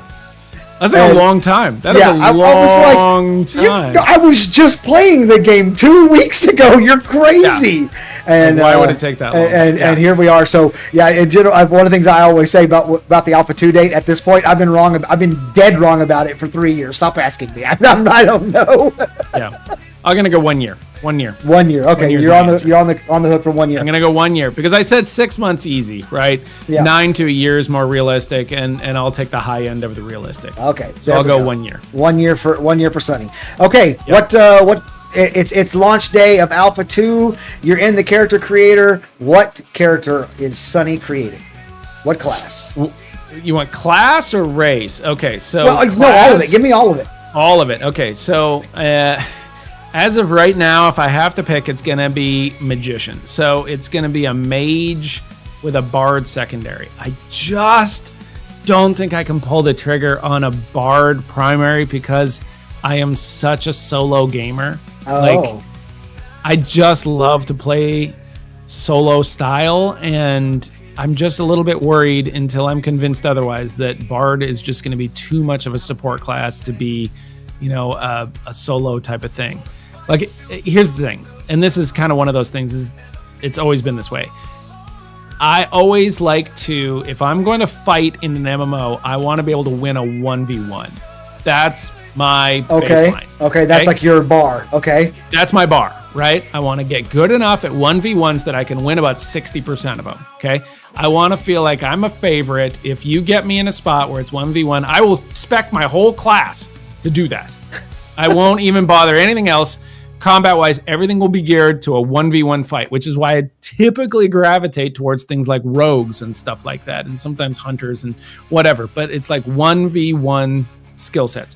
And I need to see what bard has under the hood before I can commit to that. But I know a mage can do it. Okay. So it'll probably be mage bard just for flavor.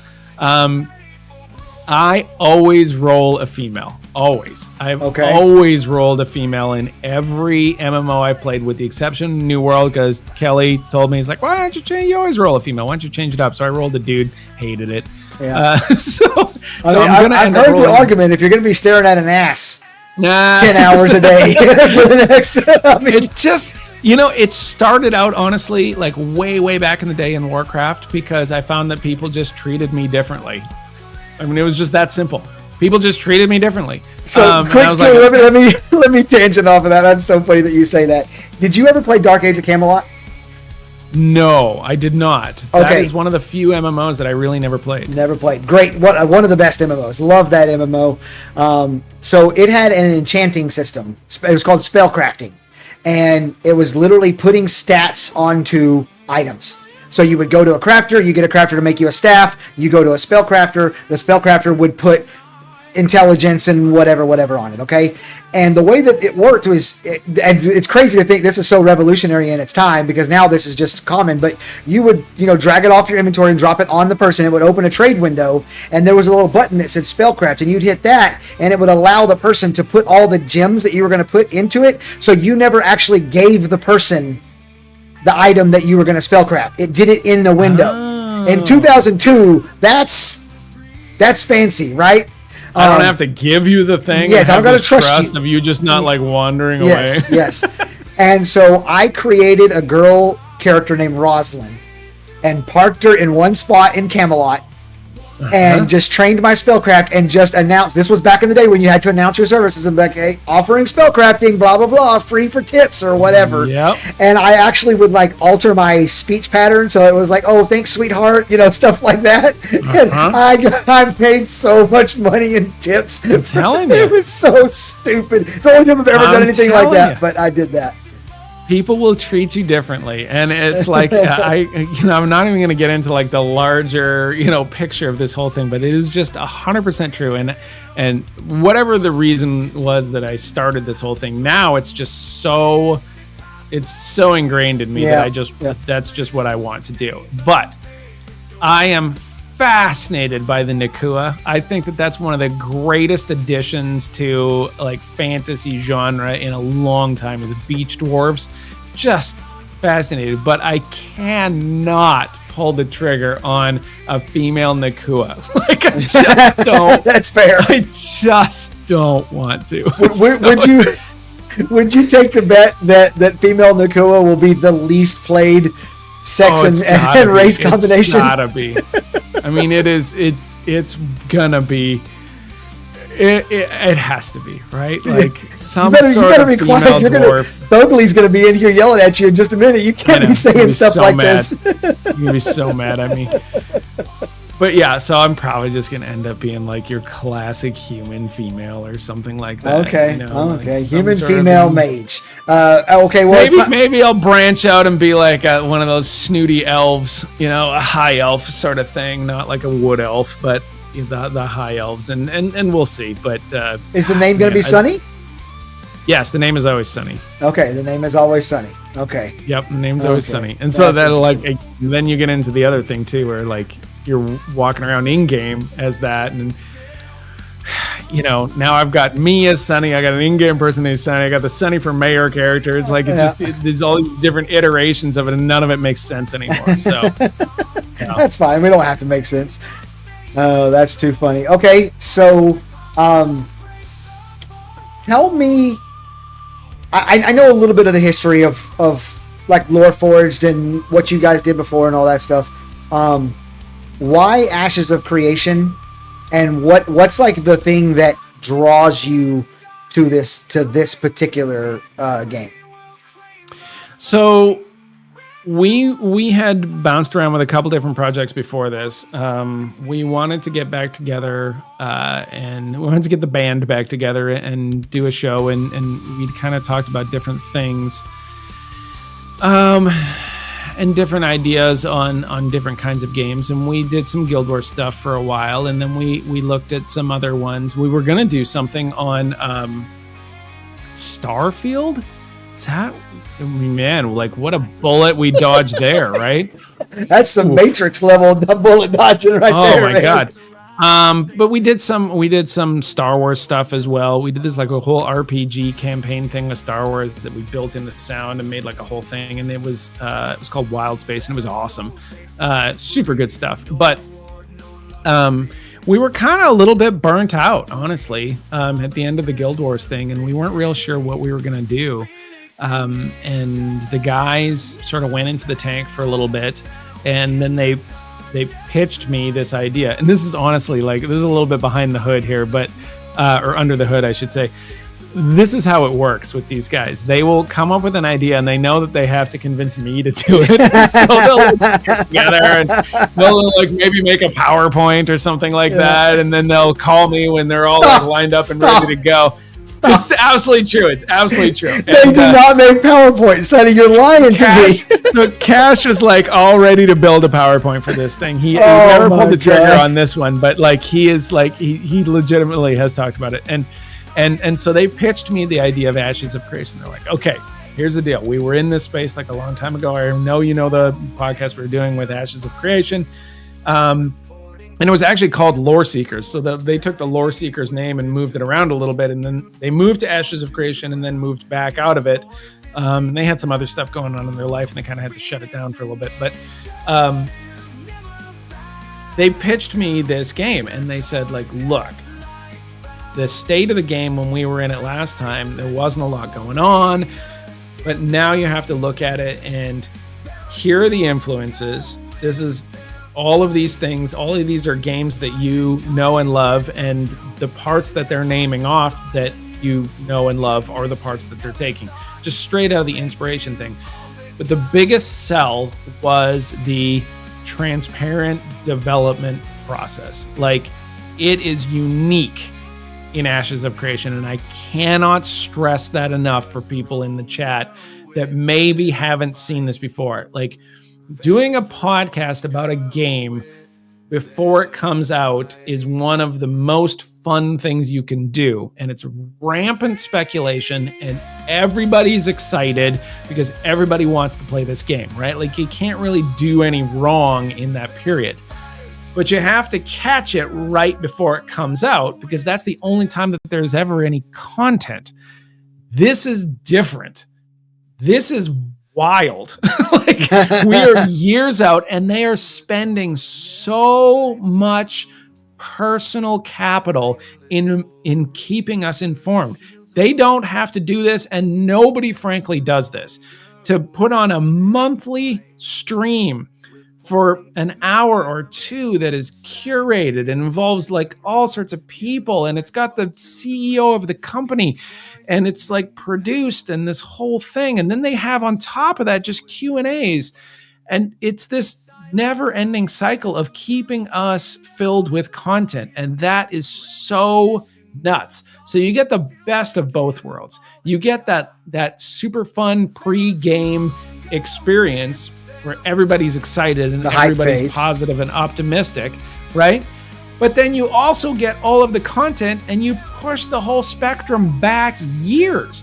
Like, it's just unheard of. So when we didn't really know exactly that was going to be the case, but when they kind of pitched me the game and they told me to look into it and all this other stuff, and then I found that Margaret was involved, and I'd known Margaret from the Planet Side 2 days, and it just, everything just kind of lined up, and I was like, you know what, this could really be special. Like, there is something fun about this, and I kind of likened it to.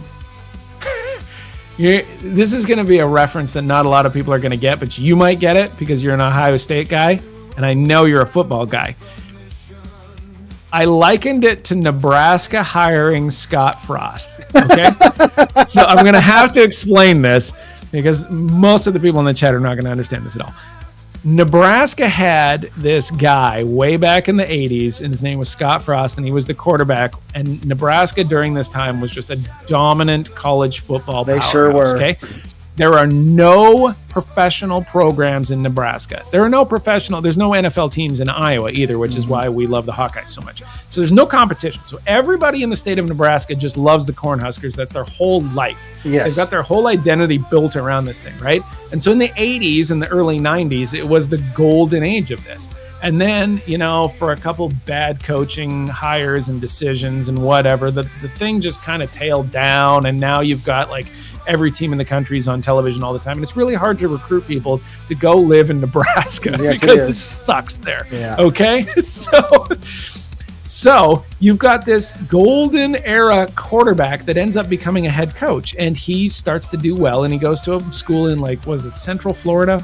Yep. And he took Central Florida, and they had like an undefeated season, and they had this big thing. And so they sold the farm, which is not a Nebraska reference, but it should be.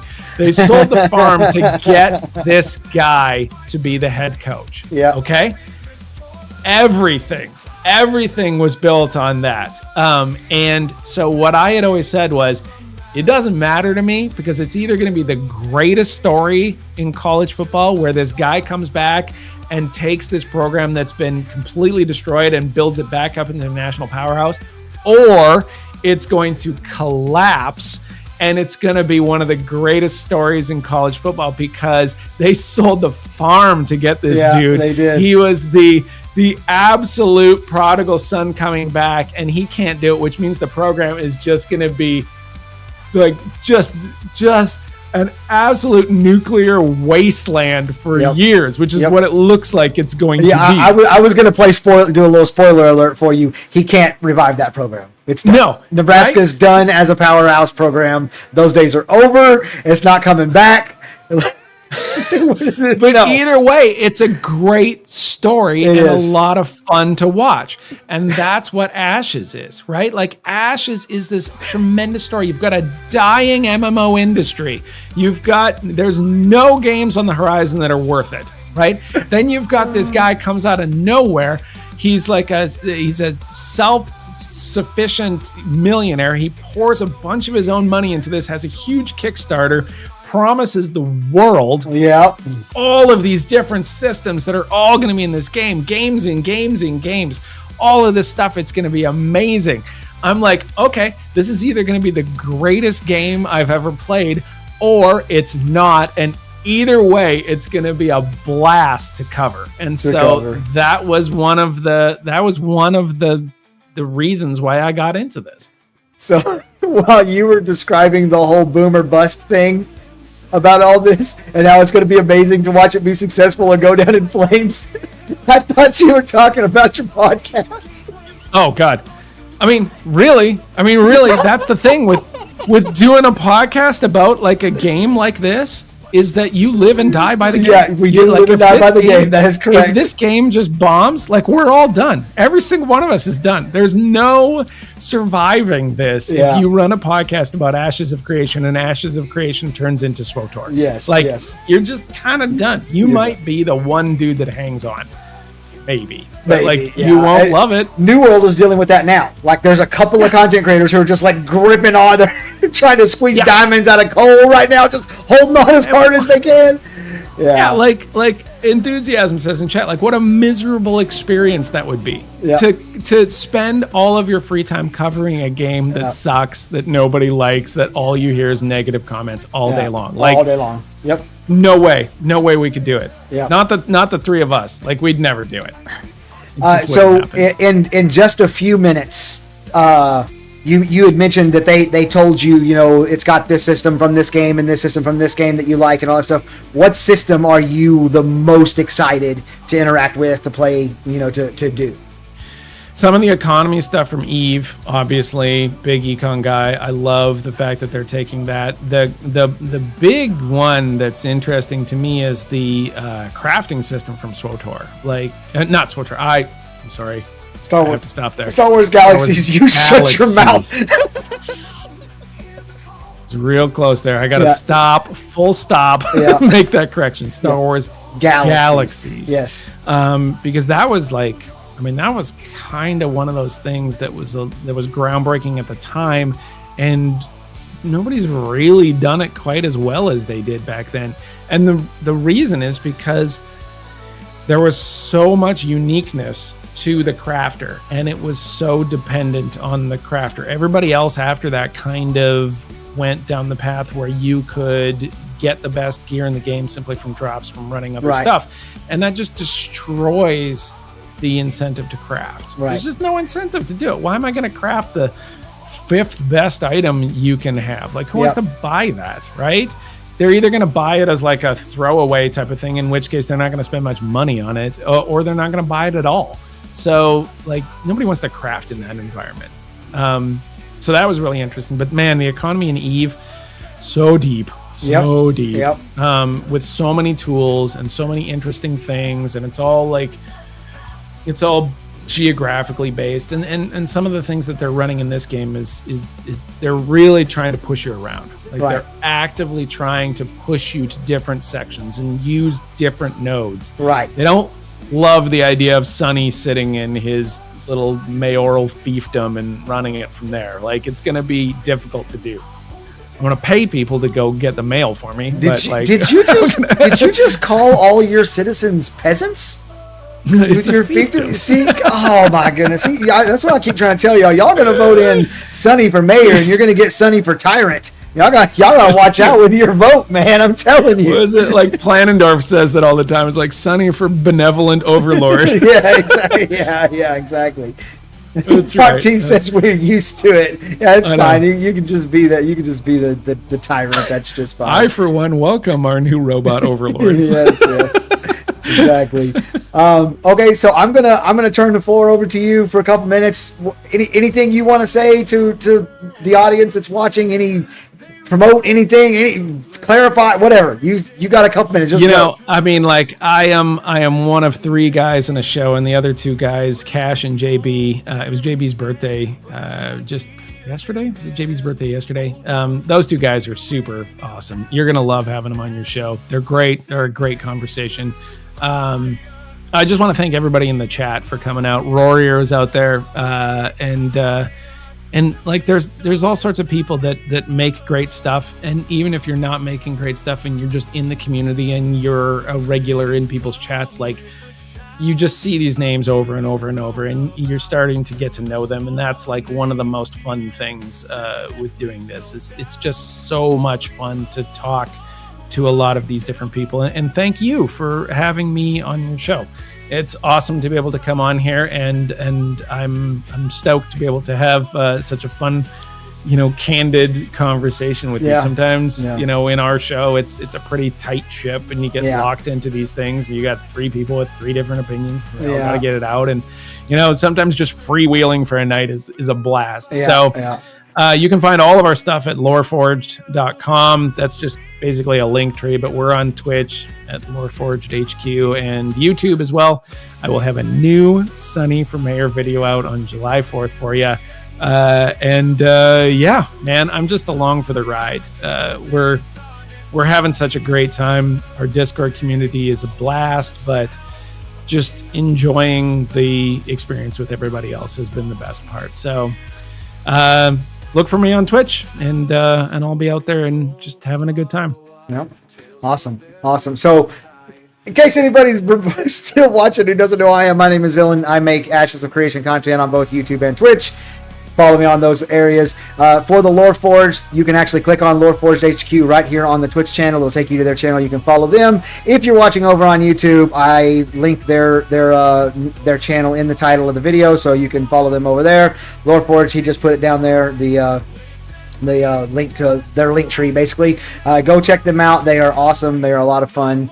I have a Q&A and live reaction to the worst comments on my YouTube channel coming up on Thursday. If you go over to my YouTube channel, I have a brilliant idea. I have a community post over there where I'm asking for Q&A questions. I have plenty, but if you want yours answered, go in there and put it in there. We'll answer them all live, and we'll react to the just patently Just the idiotic worst. crap that people put on the comments section. I also have a new video coming out tomorrow called Ashes of Creation has an identity problem, so you guys be on the lookout for that. And we really appreciate everything you guys do. You guys are awesome. We are going to raid over into Vertec, who is yes. Monday Mead Quest chatting Ashes while doing wizardly stuff at Hogwarts. So I guess he's playing Hogwarts Legacy. Love and it. Talking Ashes of Creation. So we're going to raid over to them. I appreciate all of you guys. You guys are awesome, and we love you. Thank you, chat. You guys are the best. Yeah, bye, y'all.